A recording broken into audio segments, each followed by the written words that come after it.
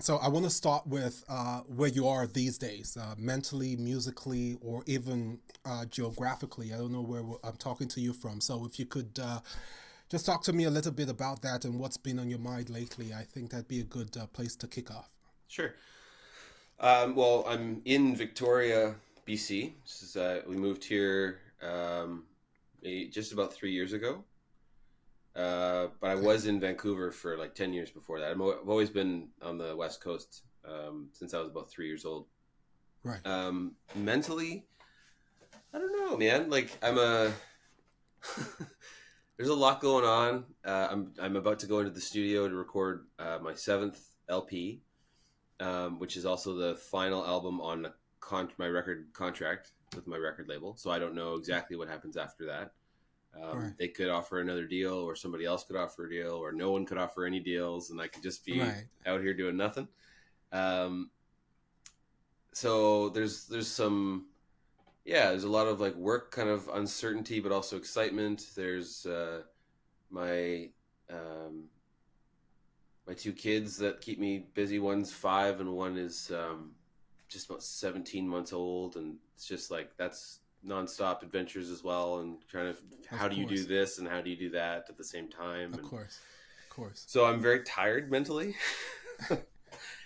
I There's hear not a you. whole lot of sleep that happens regularly here. um, Musically, I think I'm in a pretty cool space, and part of that I wonder if that has to do with not getting a lot of sleep.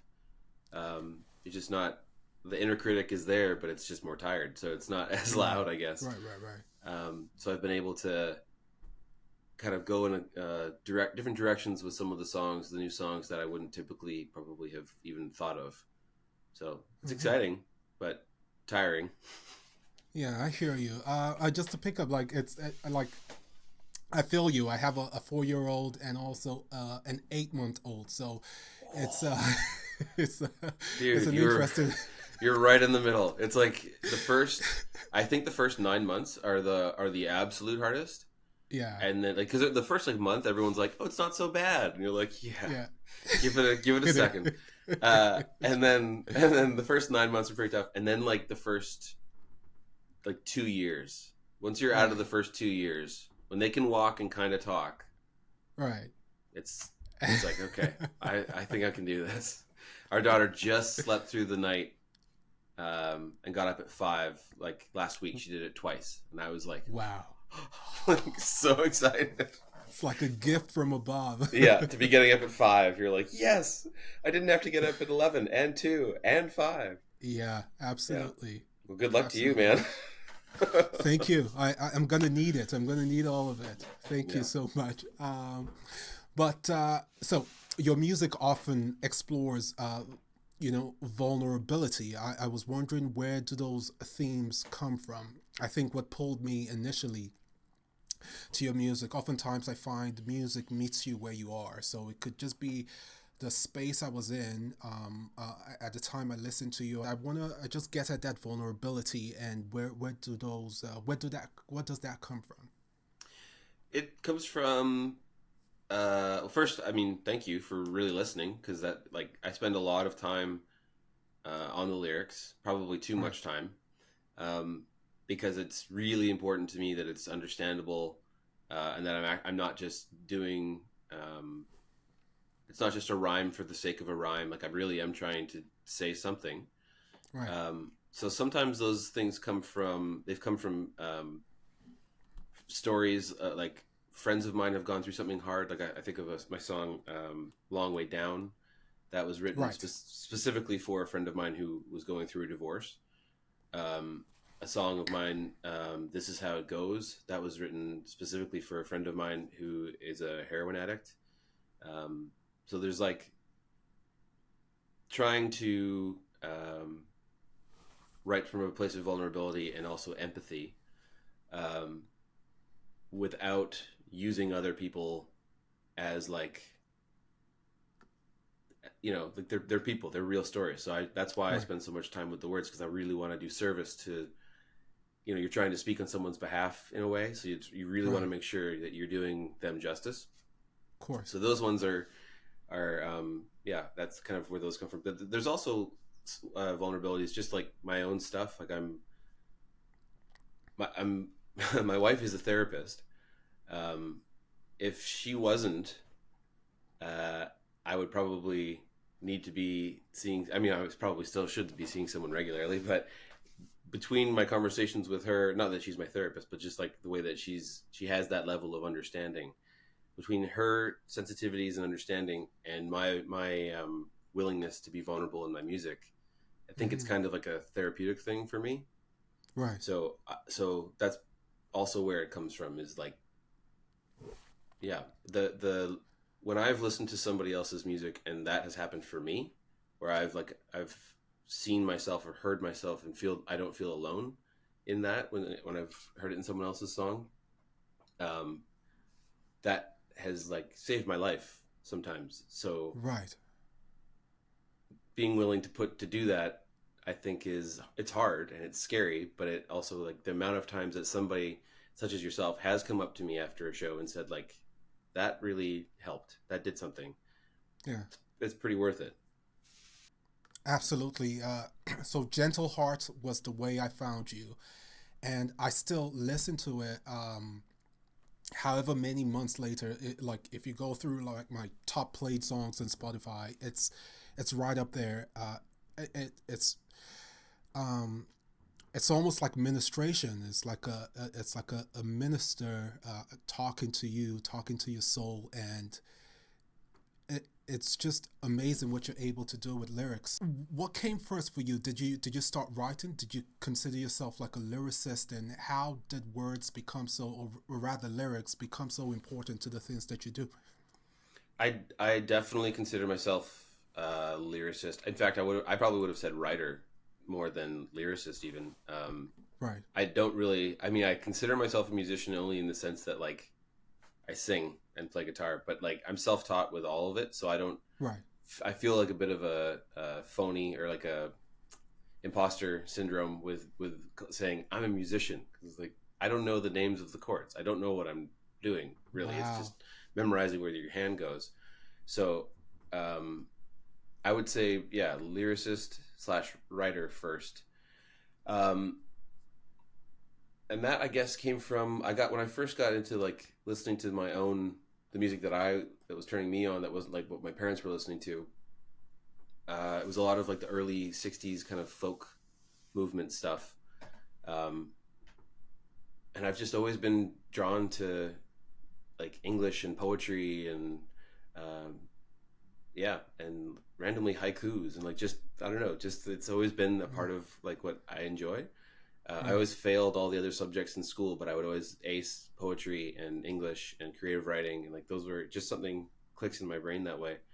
But it always kind of kills me because I don't know how many times I've heard people say, like, "Oh, I don't really listen to the lyrics. I I listen to the music, and the lyrics are the last thing that I pay attention to." And I'm like, "No, I work so No, no, hard." no, no, no.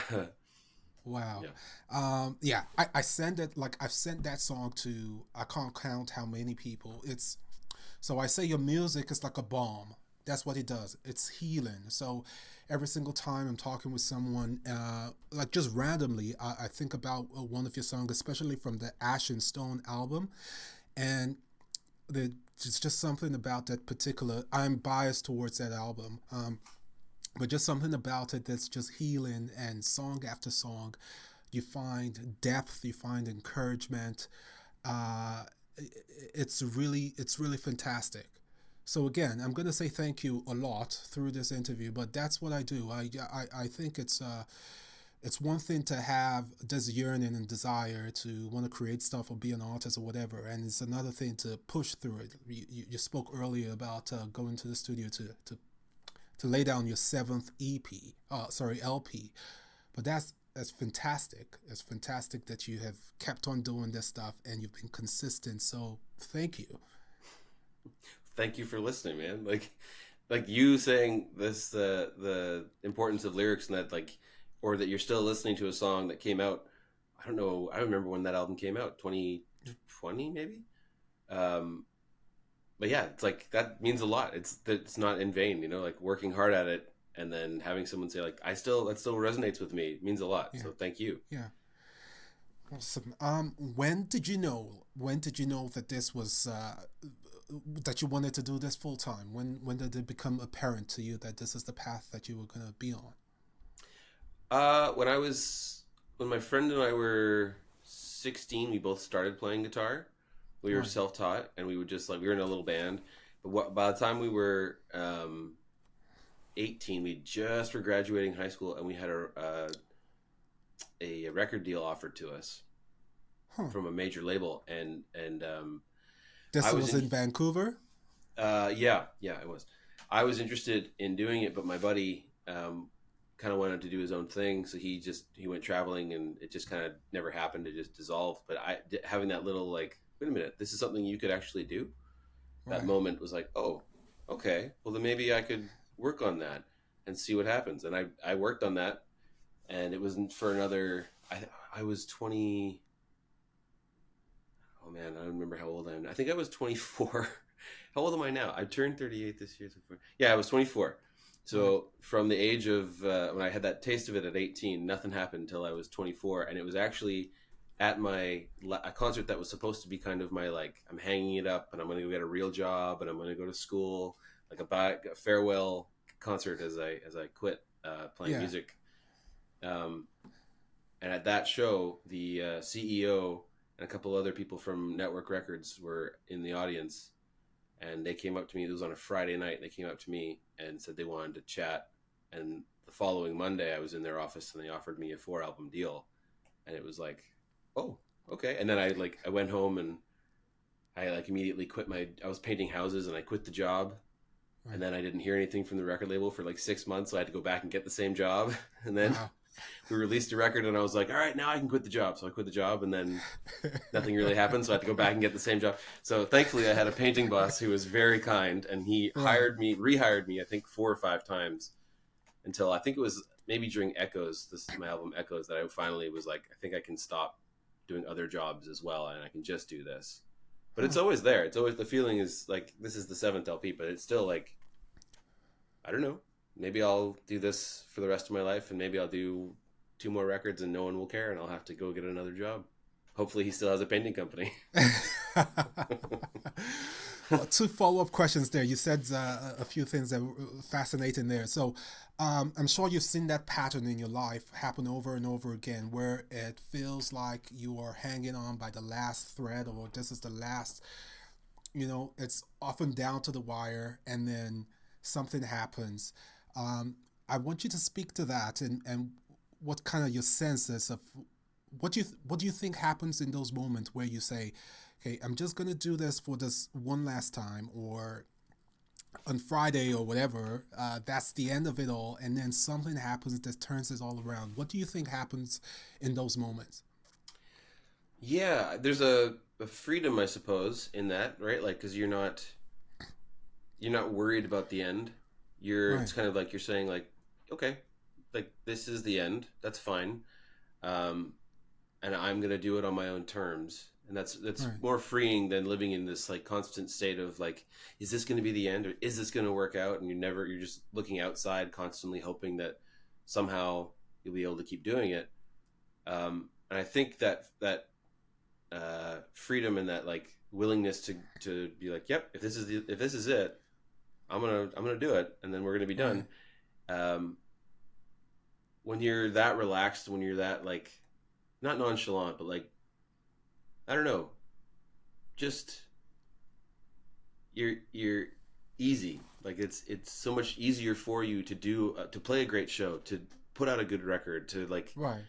because if otherwise you're so tense and you're all this the whole time, it's very hard to get anything good out of when you start from that place. You're just so nervous and so anxious. Right.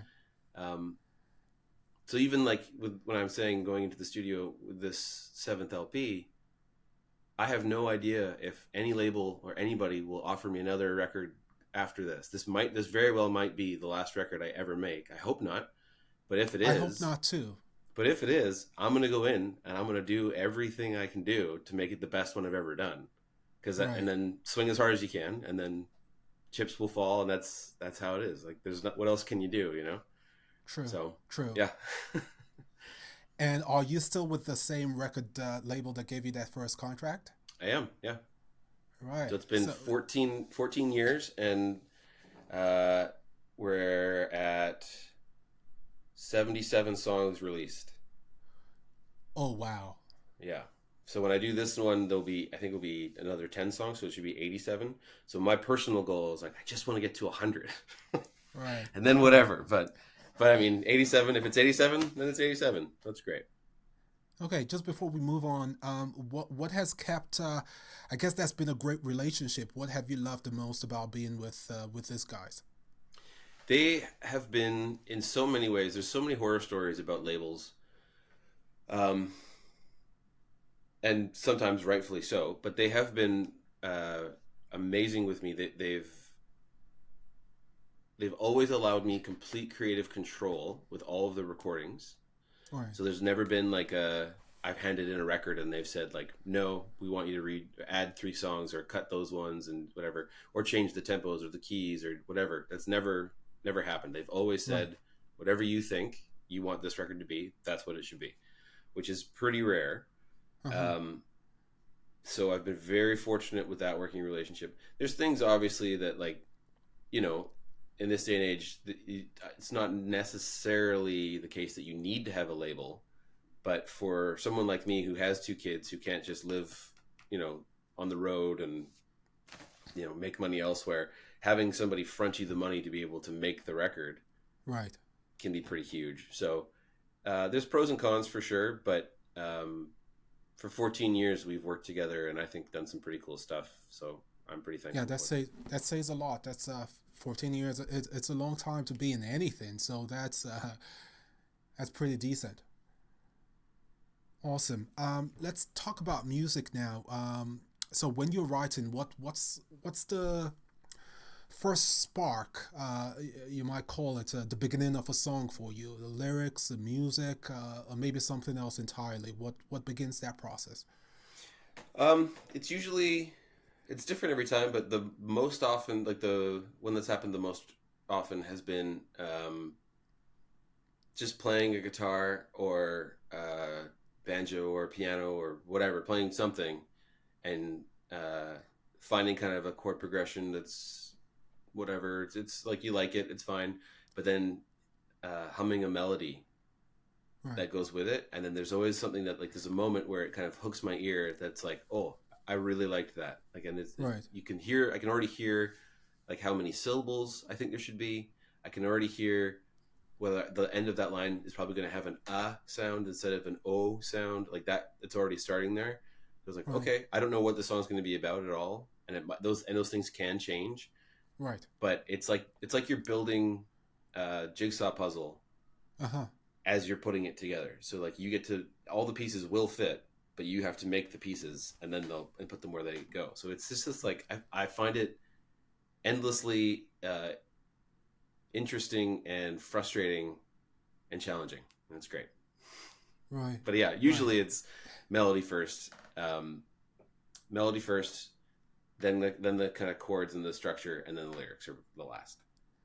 Awesome. And I know you touched upon this earlier that materials would often come from people in your circle or yourself, but where does the audience, if at all, they factor in that process? And when you're writing, do they even pop up? I would think that uh, uh, for the kind of stuff that you write, where does the audience uh, come to play in that process? Do you think about them when you're writing? No, not at all. Not at all. And I don't mean that in a negative way. It's just Right. I barely understand myself. Right. I can't understand other people. I think this all the time. Like when I listen to other music, sometimes there's stuff that I really love, but there's sometimes I'll hear a song that everybody loves, and I'm like, what? Like what did I not? And what am I not getting? I don't. I just it just doesn't click for me. And then you start thinking, well, if that's what everybody likes, then I need to try and do that. But I don't even know. I don't know. I don't like that. So how could I do that if I don't like it? They like it, but it's like no, Right. that's not the like to do this. I feel like you have to have the so many different hats. One of them being the creative who like, yeah, you get to write the song and that's fun. One of them being the editor, and you have to like, okay, you like this song, but it can't be 7.5 minutes long. You need to shorten it down. You don't Right. need to say that word that many times, or there's probably a better way to say it, or whatever. The editor, um, the producer, when you're actually like recording the song, you want to know like what instrumentation should there be. I have co-produced everything I've ever done, so it's like I'm very involved in the like, no, I want this sound and that sound, then Right. mixing, then like all of those different things. And the very very last one I think is, do I think people are going to like this?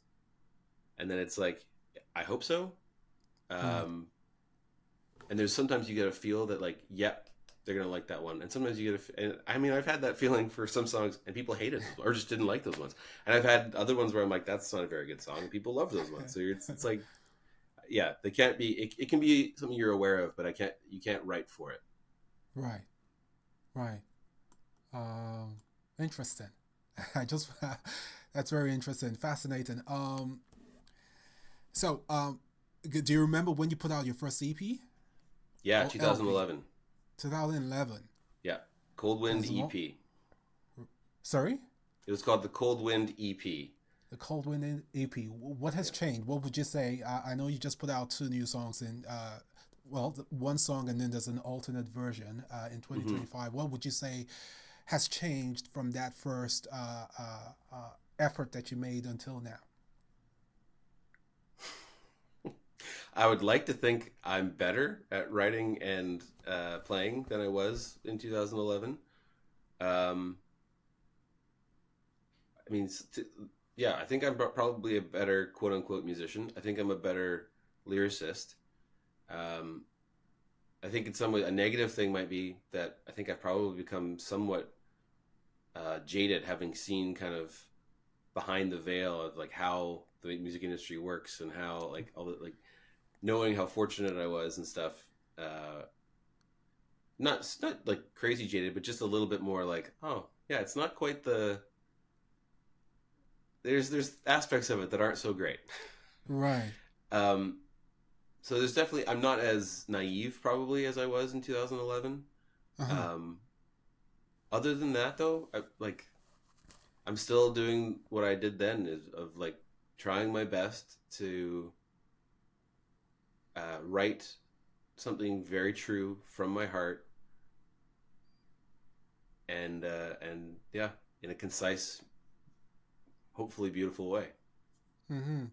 And I know that oftentimes when artists go into the studio, when they start working on a project, just like you said, they often create more stuff, and then you start to whittle down, and you could cut 30 records and possibly have to put 7 or 10 in an album. Do you ever revisit stuff that you've written in the past? Do you go back to say, this may not have worked on that project? Could I bring it here? Could I rework it and stuff like that? Do you do that?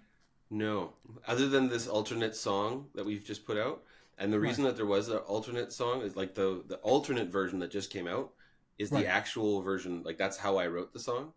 But when Okay, I was in the studio, my producer was like, "Oh, we should try it like really slow and really sad," and I was like, "Okay." So we did, and we liked it. So we're like, "All right, let's use that as the record, but let's also record it the way that you wrote it, just in case, sometime we want to put that out." And then this is the first time in 14 years that there's been two versions of. That's not one quite true. song. No, there is one other time where I did a song of mine called Hallelujah, which I played on piano, and then I did an EP called the Living and Dying EP, and I played it on guitar, and it's a bit of a different version. But yeah, no, it's not a reoccurring thing for the most part. That's twice in 14 years. Um, yeah, I don't know. It's really been for the most part like when the record uh, company has said like, okay, each album has to be 10 songs. I've gone in with 10 songs, Right. and like there they are. I have ideas for the next ones, For the 11th song, but but that'll be on the next record. So like okay. those are, yeah. I don't go in with 12 or 14 or 15 songs and get it down to 10. It's like, here's 10 songs. Right. Yeah. Right. Uh, I typically ask this question for, like, typically reserve this question for the end, but I'm going to ask it now, and maybe I'm going to ask it later on. But how do you know when a song is truly finished? Yeah, you mean like in the studio? Yes. Um, I mean, to be totally truthful, I don't know that they ever actually are. Like you could keep going. You can always build it up and you can always tear it down. The only benefit is you and the producer, the other person or the musicians who are on it, you're the only ones who know the different versions. And whatever you eventually put out, that's what it will be for everybody else. But that'll be the only thing it'll have ever been for everybody else. They haven't heard the lyric changes and the different speeds and the different keys and Right. the different, like, it's Right. just this for them. So you don't have to worry too much about um, for other people. But knowing when you're like, I always feel like it's more important to do less, like less is more, Huh. um, and to really whatever you're doing on the song needs to service the song. So it's not Right. we're not going to put a sweet solo on on a song that doesn't need it just because we're like, oh, but then more people will listen because it's got that. It's like, no. Does it need, like, what is it specific? Do we need a gospel choir? Then that's what we're going to use. Does it Right. need a harmonica? Just one? Does it need an out of tune thing? Does it, like, what's the one thing it needs? And then when you have that, you've got two or three kind of things. You can build it up a little bit and see where you want to go with it. But my favorite ones, like I have one of my songs, In Deepest Blue, from the record In Deepest Blue, is just guitar and vocals. And I'm like, yeah, what else? What does it need? What else does that one need? Like, then you go to the next song, and there's tons of stuff on it, and that one needed Right. more. But Right. just because, yeah, it's a sensitivity to, like, that's the producer hat of like, what exactly does it need, and then no more. Okay, so you brought up some interesting ideas here. One of them being restraint. I think it takes a lot of restraint for an artist to be able to do that. But as soon as I thought about restraint, I think that is founded in itself in identity as well. It feels like you're so it feels like you're so sure about the artist that you are, that you wouldn't let maybe trends or whatnot sway you from the message and what you're trying to get to. Would that be a correct assessment? Uh, I definitely, I definitely never, I don't pay attention to trends. That's true. Right. Um, there's different trends all the time. I mean, I remember back in the, like, maybe 5 or 6 or maybe even longer, 8 years ago, when like everybody was doing the stomp and the hand claps and saying like, "Hey, ho!" and they're like Oh, yeah, and it was like, and there's so many songs that have that. And my right, whole thought the whole time was like, it's not bad. Like there are some of the songs that have that in it that I like, but I also know that every time I hear that song, I'm gonna know exactly what year that came from, and most of my favorite music is what I consider fairly timeless. Speaking in terms of production, like it's not right. they didn't do what everyone else was doing at the time. They did what they needed to do. Again, I think for the song, and then that's kind of like, yeah, that should if you do it right,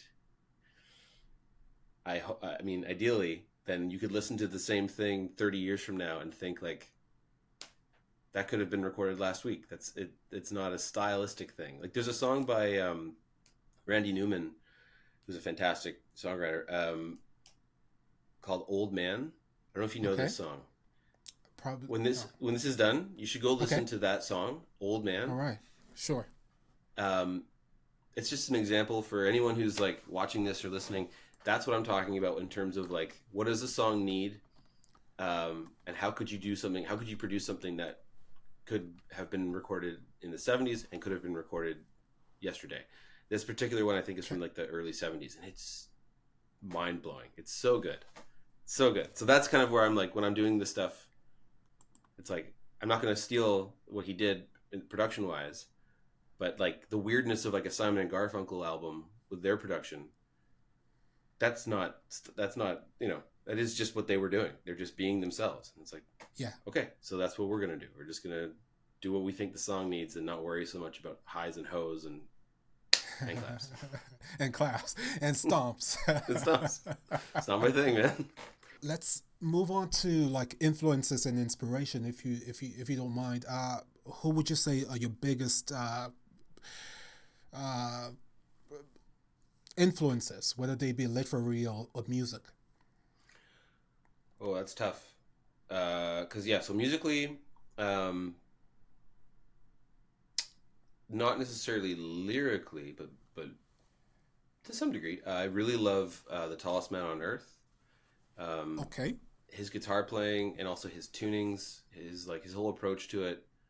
It's just a very musical sound. Like to me, there's like a that heart that's like it shines through in so much of his stuff. That's just like I don't really know what you're saying. Like lyrically, I don't know what those words mean together, but the way you're singing them and the voicings of the instrument, like the chords that you're making out of weird tunings, convey a lot. There's a like real emotion in that music. So I really Right. love his playing. Um, I've been listening to a lot of His Golden Messenger. Um, I'm wearing Madison Cunningham's shirt from her newest record. Um, but most of the time, I kind of find myself drifting back to the 60s, 70s songwriters. Neil Young, Bob Dylan, Joni Mitchell. Right. Um, I spend a lot of time there. Huh. Awesome. And they speak to, I guess, what you were, yeah, you had talked about listening to folk music earlier on, but it's also steeped in that uh, making lyrics prominent in the music, and they pay a lot of attention to the lyrics as well. Totally. Yeah, absolutely. Right. Okay, so are there visual artists or films that influence your writing or aesthetics? Do you think? Visually, trying to think more so like right in writing. Like I read a lot of books about how to write, but they're not talking about how to write music. They're talking about how to write.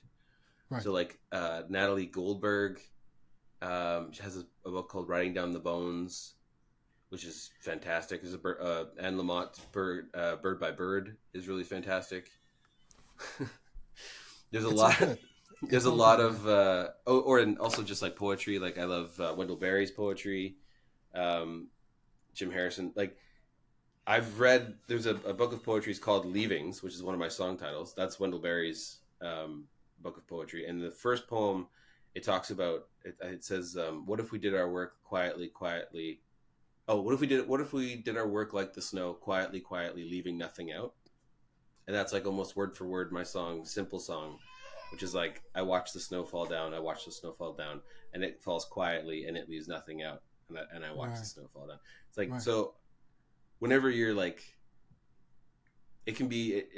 I don't also I think that's probably part of it too. I don't watch a lot of movies and TV, some movies, but not a lot of TV. So like the most of the inspiration that comes to me is through music and through reading because that's what I do most of the time. Uh huh. Okay. Fascinating. I want to go. So when I was in your audience, I think at some point, maybe you had gotten this a lot, but you had spoken about uh, the sadness in your music. It was almost like an apology type statement you made, and well, I don't find I'm very comfortable with melancholy, and I love it. I don't I think it's I'm very comfortable. Let me put it that way. Um, I I want to ask how you are able to balance that because in the same space where your sound and some songs would have that melancholic twist to it. It still feels hopeful. There's still optimism in it. So how have you been able to balance those two emotions? That's a good question. I don't even really know. Like there's been times where I've recorded a song like the one that just came out at the alternate version, the way you can, and also my song Long Way Down, where I both of those songs I remember saying, I don't know if we should put this one out because like they're hopeless. Like to me, there isn't hope in them. Right. But then it's not the like, at least I think the hope that's in these songs isn't necessarily me being like in the third verse saying something like, but it's gonna be okay. It's like Right. Right. Right. no, it's people going through those things and listening to it and not feeling alone when they hear that like someone else has gone through feels like something that like exactly what I'm going through. That's hopeful. So it's not necessarily. I mean, some of them are like, hang in there kind of songs, like Gentle Heart or Let It Rain or something like that. But some of them are just like things are hard. That's it. That is still hopeful because everybody sometimes feels like, yeah, things are hard and that's it. So Right. I don't know if I have an answer for how I've managed to balance it at all. Because if I have, it's been completely unintentional. Well, I find you do it.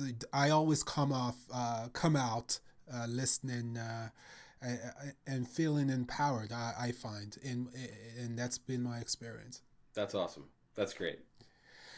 Okay, so is there a song of yours that you feel has been misunderstood by people or like an audience, or when you played out in gigs, or do you wish people got more? What you were trying to say? Hmm. Hmm. That's good. These are really good questions. But I would have to think for a second because I'm like, well, we've put out 77 songs. So I'm trying to think of. Um, I've been sometimes surprised at ones that people have connected with. Uh, I remember thinking that everyone was really going to like a song of mine called Last Train Home. And Okay. I feel like that one kind of went right under the radar and no one really noticed it. Uh, and then, yeah, there's been like a couple of tunes where I've thought there's a song called Leavings. That's the last song on Ash and Stone. Ash and Stone, yeah.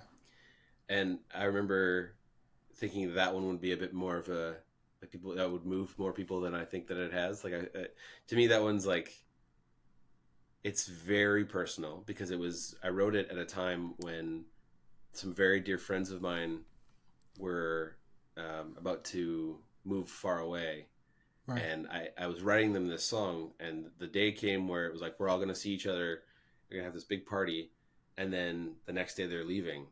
So Right. this is my last chance. I was gonna sing it for them at this party, and so but I only had the first two verses done. So I said to them even like, "Hey guys, like it's not done, but when it's done, I'll finish it and I'll send it to you. But I'll sing you what I've got so far." So I started playing it, and then when I got to the third verse, I just kept going and I just started singing, and that's exactly the third verse, on the record, like word for word. That's what came out, and that's only happened to me like once or twice in my life. So to me, it was like, oh man, something like just came down like a lightning bolt and hit me. This is so special. I can't wait to share this with everybody. And then it felt like for everybody else, it was just kind of like, oh, okay. It's like, ah, but so it goes. Yeah, yeah. Well, but that like, good segue to talk about that.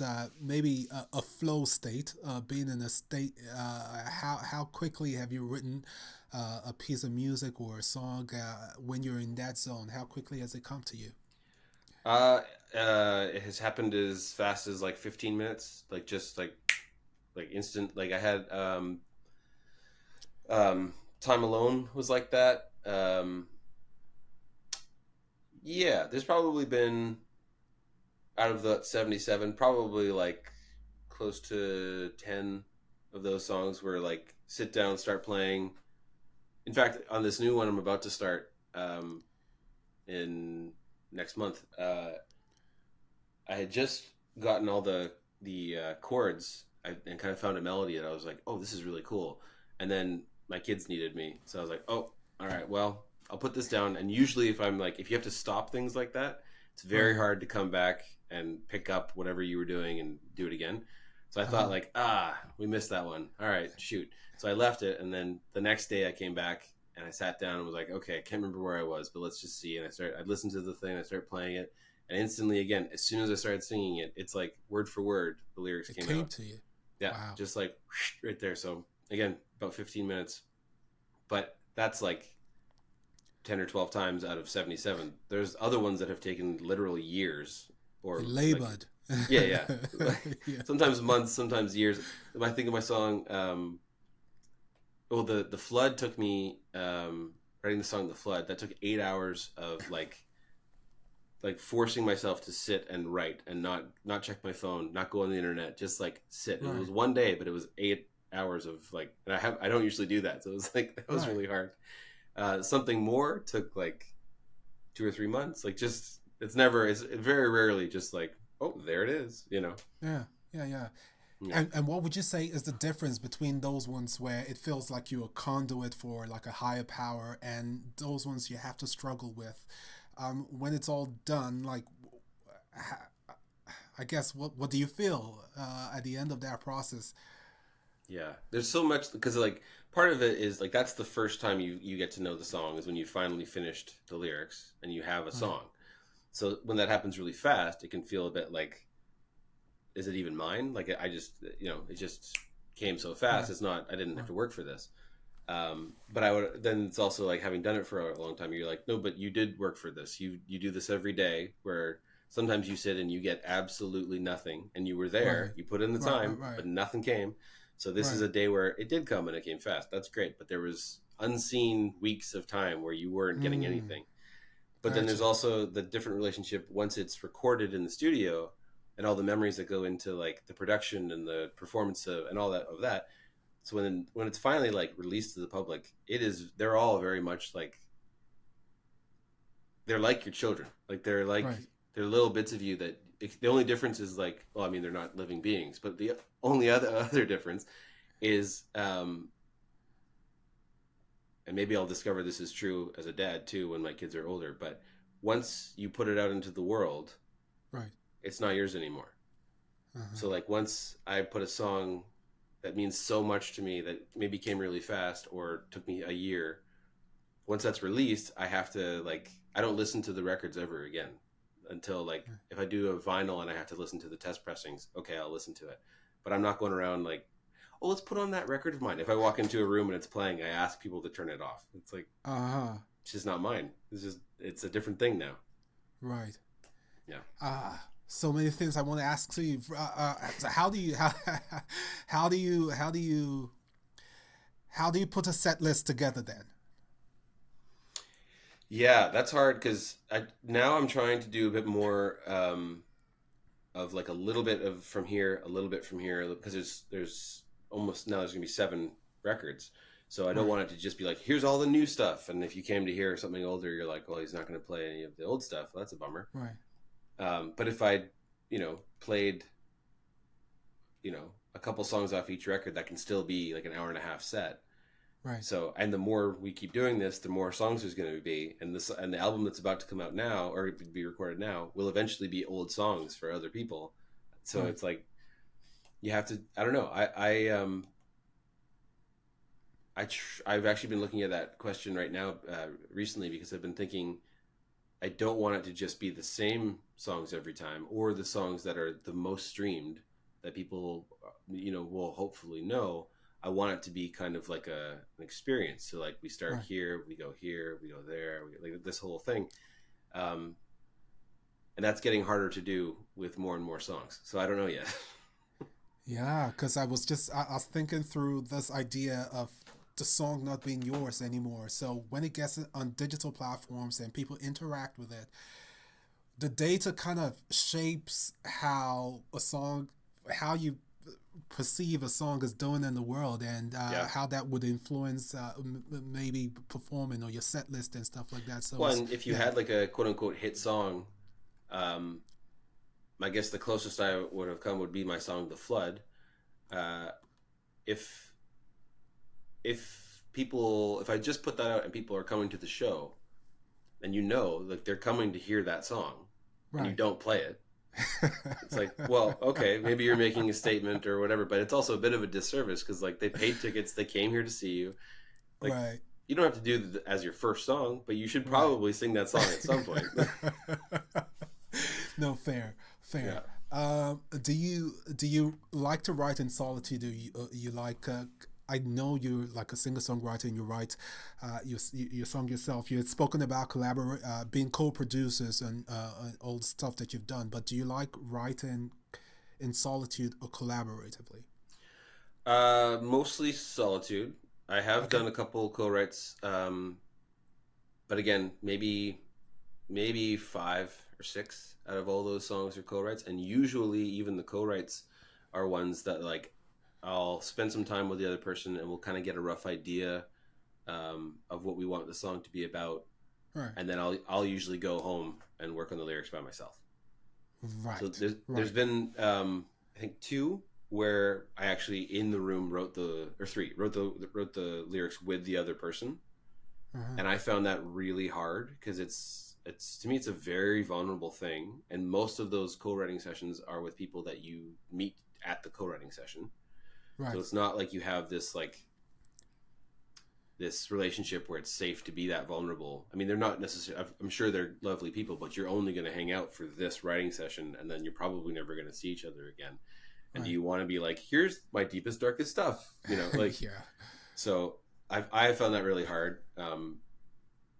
But for getting like musical ideas and stuff, it can be amazing because sometimes being the only person in the room with all the instruments is overwhelming, and you're like, I don't know where to start. Maybe I Uh-huh. won't start. Maybe I'll just go on YouTube and scroll for hours and do Right, nothing. right. And how do you make those choices creatively if you're going to work with someone? Yeah, just like you said, you may have just met that person for the first time, but what's that process of saying, I'm going to write with this person, or does it come through recommendation, or you've liked something the person did in the past, or? Yeah, so it can happen with you like something they've done, and you have your management or whatever reach out to their management, and you try and see if there'd be a possibility. But it also happens like my record label has an office in Nashville, and Okay. so I mean, there are people whose full time jobs down there are just writing songs for other people. Yes. So network will be like, okay, we've set up writing appointments for you with these artists, these like 10 artists that we think you would probably be a good fit with, and you'll go down there and you'll write with 10 different artists in 10 different days, and we'll see what you get. It's kind of like, okay, and you go down and it's like it's pretty chill. You like usually you meet up around 10, have a coffee, chat for a couple hours, and then get to work and see if you get something. And then by like 5 or 6 you're like, all right, well, maybe we got a song and that's cool. And if you do, then you like do a quick demo. And if you don't, you're just like, nice to meet you. And Yeah, off you peace go. out. Yeah. So it could be like it's a definitely it's a different hat that you also are going to wear if you're going to do co-writing. It's a skill Okay. that I don't think that I necessarily am very good at. Uh-huh. Um, but I have had ones that have been like I've written a couple songs with a guy named Aaron Espy. He helped me write the music to the song Gentle Heart. I wrote the words, Okay. but the chord progression was me and him together. We also wrote my song "Falling" together, and that was like lyrics and music together. And like, so there's ones that have been like, oh yeah, we've done that. Those were two very different writing appointments over like 5 years in between them. Uh, Um, so sometimes, but most of the time alone. and who would you most like to work with at this point in your career, whether it be artist or producer, who'd be, I don't want to say dream, a feature, a collaboration? Oh, that's another tough one because it's like you have ideas of people and ideas of abilities, and then my experience has been for the vast majority of times when I've got to meet those people that it's not what you thought it was going to be. It doesn't Um, doesn't match, eh? no, and it's not necessarily a bad thing. It might just be like, I mean, we all do it, right? You build people up a little bit if they've inspired you, and yeah. So I mean, I'd be open to working with anyone whose uh, work as art has inspired me, but I don't really have a list of like, oh, that's the dream, because I think that as soon as you do that, have that dream, you set that person up for failure. Because like, Right, as soon as you get in the room with them, unless they're magic, you're gonna be like, right, oh, well, yeah, I got to work with so and so, but he didn't have the thing, didn't do the, it right. wasn't great. And it's like that's just disappointment. Whereas if you're like, I've been inspired by them before, and I hope we can work together, and then you find like, oh my gosh, it was so inspiring. That's way better. But it has to come from like I hate this word, but it has to come from like an organic Uh huh. place, not a yeah, not from a pedestal. Got you. Fair enough. Fair enough. I know we've talked about you becoming a father and just growing older itself. How has all of that, growing older, becoming a father, how do you see that? Have you seen that it has influenced your music and how you write? Yeah, I think so. I think there's a bit, hopefully, there's a bit more maturity in some of the, uh, in the vulnerability. It's not just being vulnerable and like wide open, like a raw, electric wire. It's like, Right. I will, it's like more, cultivated and like, here's what you get to see. Um, I have a new song on this new album that I wrote specifically for my kids. Um, yeah, there's definitely, it changes your perspective. Uh, and it's something that until you have kids, it's really hard to convey to someone who doesn't. But like, it does change you. It really, truly does change you. And so does aging. So like, Right. I turn on Tuesday. Actually, I turn 38 years old, and it's like, Congratulations, bro. well, not there yet, but we'll see. But it's like it's not old, but it's like, hey man, it's not that young. So it's kind of like a weird middle ground that I'm just trying to navigate, like focusing on, okay, you just write songs, so and you know it's always just been hard on the sleeve, focus on one thing at a time. Just so that's what I try and do. And the hardest part, with doing it with kids, the biggest change has been not the same amount of free time to just like Right. sit and wonder about things. It's Of like, no, course. you have 4 hours and then you have to go get them from preschool. So you have like, or whatever it is. Of course. Of So course. yeah, fitting creativity into a schedule has been a hard thing to do. And yeah, I was just comment on how it's such a gift to be able to write music for and about your kids, right? I think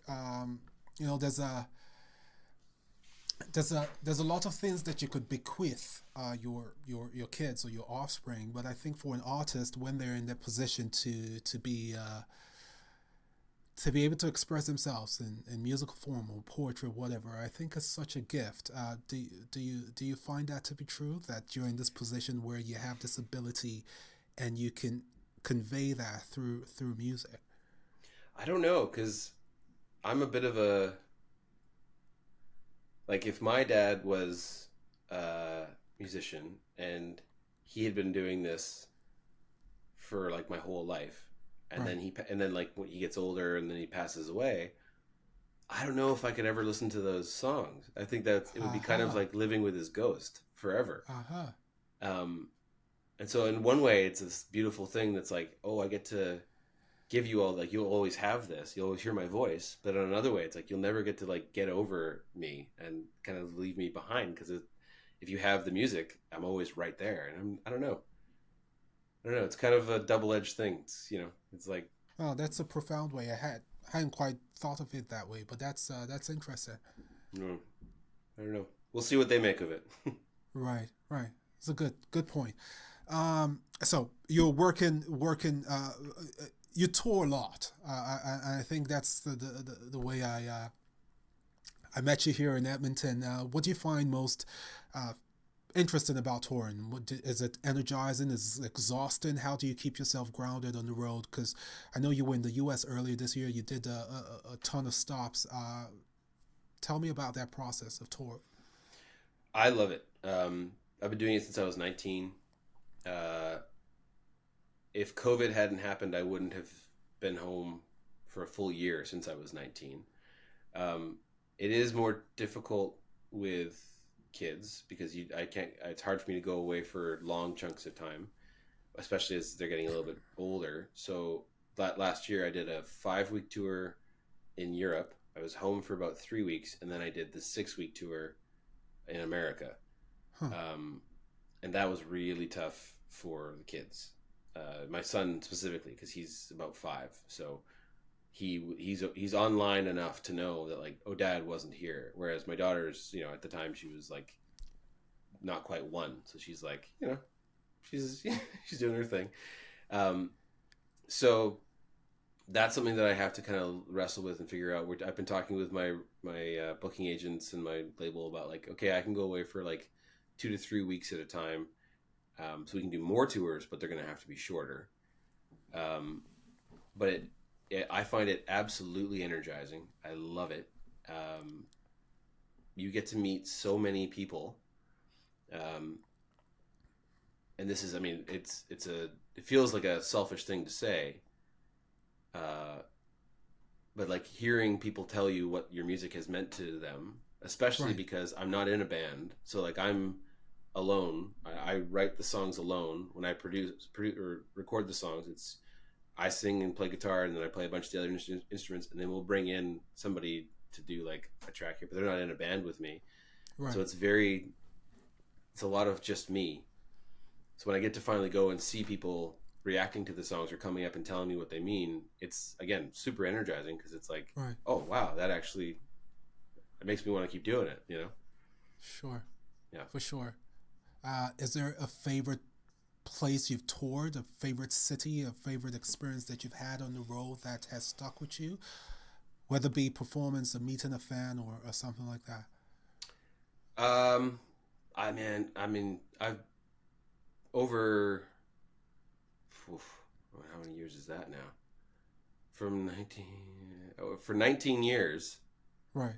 it's been part of my life. So there's been a lot of shows and a lot of cities and a lot of and I always tell the story.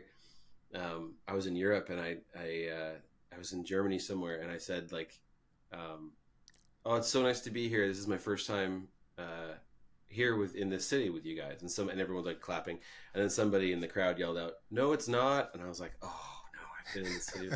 I was like, oh, "Okay, sorry, it's not my first time in the city, but it's my first time at this venue."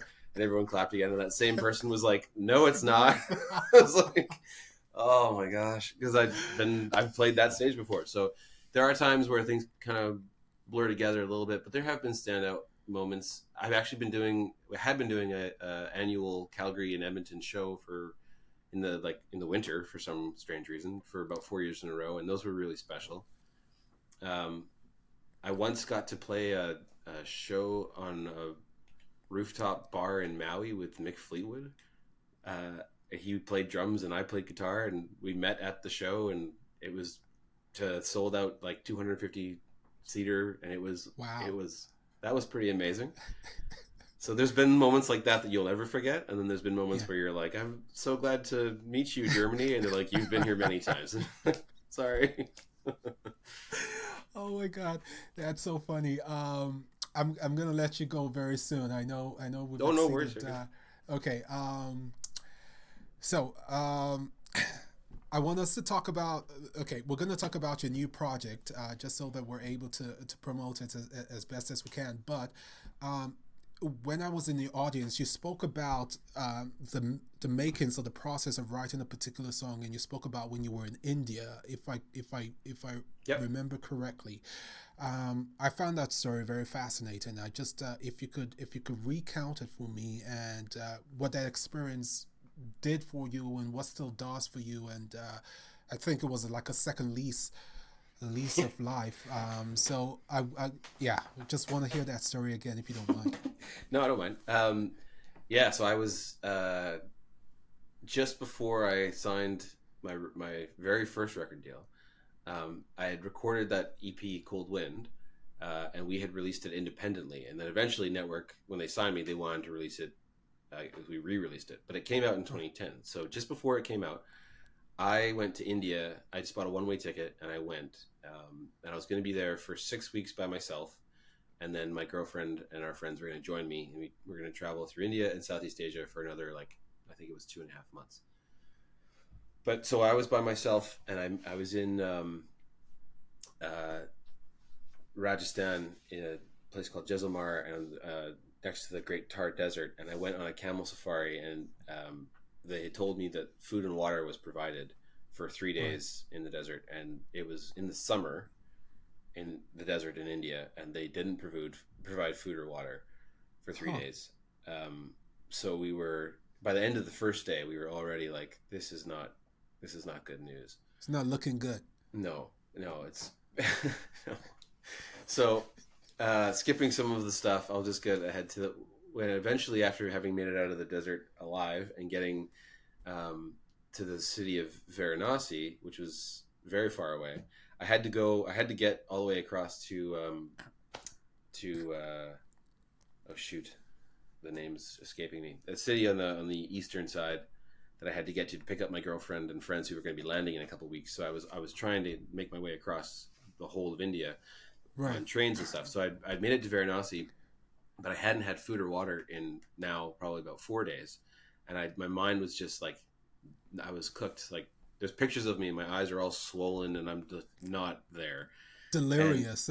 totally delirious. And I remember I was walking down an alleyway, and I went to take a picture, and I was looking at the back of the screen on the camera and looking when and I clicked the thing, and it went black, and then everything went black, and I just fell face down and passed out in the street. And I have no idea how long I was there, but when I opened my eyes, I was in a room. I was lying in a bed. I'd never been in this room before, and there was like a middle-aged man seated like right next to the bed, and he said, "Oh, my brother, you were very close to dying."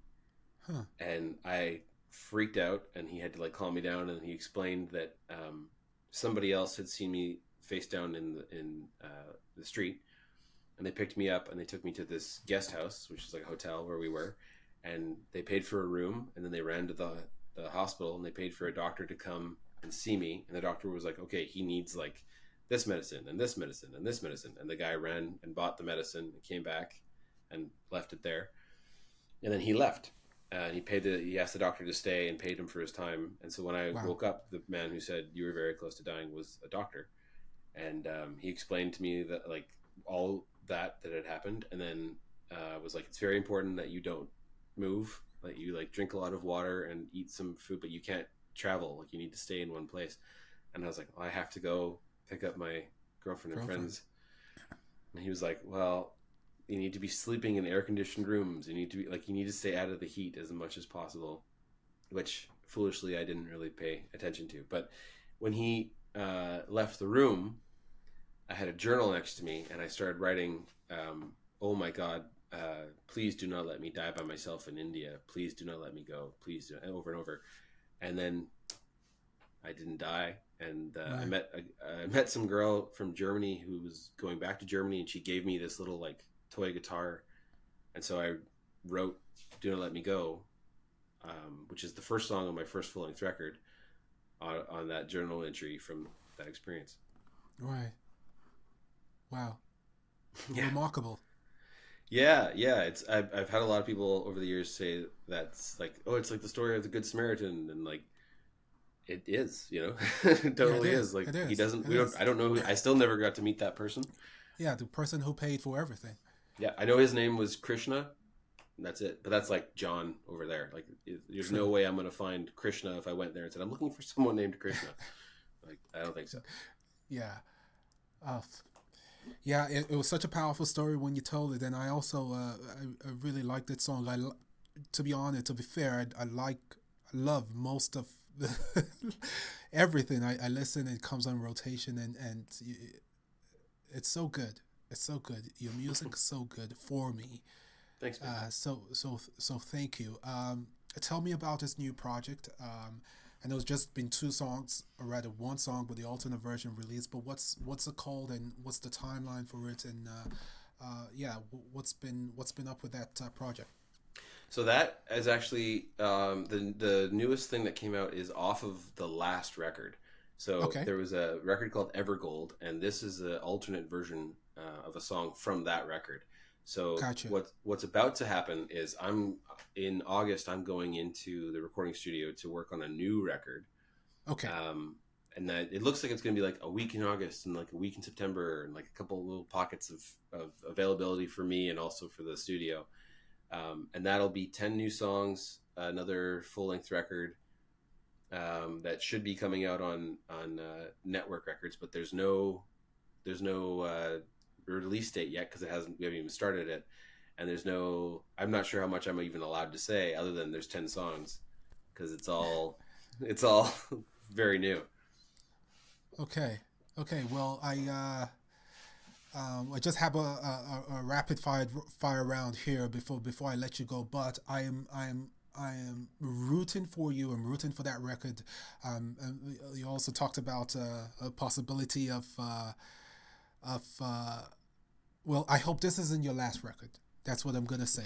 I Me hope too. you make many more records. I hope I get to see you a lot more in concerts and in performance venues. So that's my wish and desire for you. Thanks, man. Thank you. Okay. So we're just gonna do a rapid fire round here, and then we can bring this to a close. Okay. Sure. Okay. So first album you ever bought. First album I ever bought was Synchronicity by the Police. I don't know why. Fantastic. I'm not really huge into the Police, but I was my dad had given me his old record player, and I went to the local bookstore. This is in my hometown, Abbotsford, and the local bookstore had like a $2 bin in the back of records. Like no one was really buying records at that Huh. time. I was like 15 or 14 or even a bit younger than that probably. Yeah, way younger than that. Anyways, I went and I bought the only one I recognized of all the faces. But for some reason, I recognized Sting, Sting. and yeah, and I was like, "Oh, I should probably own this." So it was like $2, so I bought it, went home, and Right. I put it on the record, and it was just like scratched like crazy. So just like it sounded horrible, but I was like, "Yeah, I've got a record and a record player. This is great." Yeah. Have you kept up with Sting ever since? Do you Nope. No. No, I don't think I even have. I might have Ghost in the Machine on vinyl, but like I don't have any of his stuff. I never really. I don't know why. That was just the first one. Okay.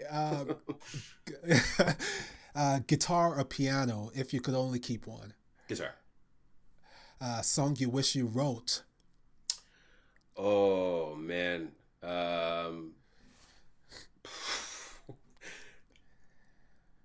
I mean, any of the songs in the top 40s, that would have been nice. That would have been be able to afford a house and all those things. Probably. I mean, seriously though, like something timeless. Like I think I was for some reason Bonnie Raitt's "I Can't Make You Love Me" is in my head right now, and that's such a good song. It is Like something timeless. that's something timeless like that. That would have been just like you did it. You did Okay. it. Yeah. Awesome. Well, this is not on the list, but I want to ask you who in 2025 are you listening to? Oh, let me look. Who am I listening to? I've been listening to a lot of jazz actually. Okay. Um, lately, like I've been listening to a lot of Stan Getz, Oscar Peterson Trio, um, Les McCann, Vince Guaraldi. Randomly enough, like the Huh. old like Charlie Brown stuff. Right. It's so good. John Baptiste has this awesome record. It's like Yes, he Beethoven, does. the Beethoven He blues does. record. Yeah, So yeah. good. Um, yeah, lots of jazz kind of stuff. Okay. Yeah, Grant Green, Donald Byrd, jazz. What's your go-to comfort food on tour? Oh, beer. Well, that's a good choice. Yeah. Probably just straight up beer. But we are trying. Like, me and my friend who I tour with quite a bit. Our last tour, we were like, at like because we're turning 38, like when we look forward and we see like the guys who are still doing it, all of them say at some point they're like, so we had to go sober if we wanted to keep doing it because you Yeah, get free yeah, booze every day, like every day. So we've right. both been like, I think we got Gotta to do take it it. slow on the beer. So we just toured China, and that was completely sober the whole time. And we're like, I think that's probably a good idea. So it's gonna have to switch from beer to pizza or something like that. Late nights or early mornings? Late nights. Okay. And the most underrated artist you think people should be listening to right now? The most underrated artist people should be listening to right now, besides me. No, I'm joking. I don't know. That's a good question. My friend, this is perfect. My friend Zachary Smith. He He has been touring with me for like 12 years, on and Right. off. He was at that show in Edmonton. think he was playing electric guitar, um, and doing some harmonies and stuff. But he has been putting out his own music under just Zachary with an I Smith for years, and he plays all the instruments. He mixes it himself. He produces it himself. All of it himself, and it's so good. And he's about to. He just put out an EP last year called 6 of 1, and he's about to put out this new thing where he's like, I hope this is okay that I'm saying this, Zach. Where he's like, he filmed himself playing all the instruments, so that when he puts it out, he can be like, here's the music video of like me playing everything, doing it, everything from the writing to the performing is all him. That's very rare these days. Right. And I can't think of a more underrated thing than somebody who can not only write all the songs, but also perform every instrument on the songs and make it sound as good as he does. So, Zach. Yeah. That's Stevie Wonder type level. It's wild, dude. Yeah, it's wild. Brilliant. When he comes on tour, I'm like, okay, I want banjo, mandolin, and lap steel and electric, and you're also going to sing. And he'll be like, okay, yeah. There's songs where like it's just the two of us on stage, and he's playing lap steel, standing up, where he's also playing like a kick pedal with one foot and a tambourine with another, wow. And he's singing harmonies, and I'm just over there playing guitar, being like, aren't I amazing? And he's over there doing like 7 things at once. It's fantastic. Okay, that's good. Thanks for pointing us to Zachary. We're gonna give him a plug and make people go listen to his stuff. Cool. Last question here. One word to describe your new project, if you have a sense of what it's gonna sound like or what's gonna be about. One word. Maybe timely. Two. I'm gonna say timely. Timely is the word. Okay. Because I think it wrestles with the kind of the general concept of it, wrestles with things happening in their own time, not according to our schedule, and in ways that can be great and in ways that can be super frustrating, and having to just be okay with like timing, what happens. Yeah. Right. It'll make more sense when the record comes out. No, yeah, I'm gonna let you go, but I just want you to speak to that just a little bit. There's only so much we have control of, but we spend most of our time agonizing over what we hope for, what's past, where we are in the moment. I just want you to speak to what to do with all of that in the middle of desires and regrets and all of that stuff. Yeah. Again, it comes back to that thing I said before of like approaching things loosely and with an ease, because like I'm not where I want to be, or even probably when I first started thought that I might be in my career at this point in my life at 38, being like, I've had a lot of success and I've been very fortunate, but the dream that I had has not come true. Do you know what I mean? Like, it's like, and I could get frustrated at like, oh, but I didn't get that opportunity, or this thing didn't happen for me, or whatever the thing is. Like, you can get hung up on worrying about what might happen or what hasn't happened for you. And I just have found that that's been kind of like living in a prison in your own mind. And it's exhausting to carry that all the time. So understanding that I have all I can do is what I can do. So all I can do is write the songs from my heart, play them with as much, passion as I can. And if I'm doing that, then that's it. So like taking your, just taking some of the pressure off and being okay with everything will happen in good time. It's okay. Like, it's all going to be okay. Worrying won't make it happen. Worrying won't make it not happen. Just being thankful and, trying to relax into things a bit more, I think. I don't know. I don't have any kind of, I don't have any answers in general. So I think that the album, hopefully it asks some questions, but it also kind of just like tries to point to the idea of like, no one really has those answers. That's okay. You don't need to have those answers. It's going to be okay. That's a fantastic note to end this. Thank you for coming on. I'm a fan. I say that from the depths of my heart. I share your music. I'm a super fan. So thank you so much for putting out music. I appreciate your time. Thank you very much. Thank you, man. My pleasure. This was great.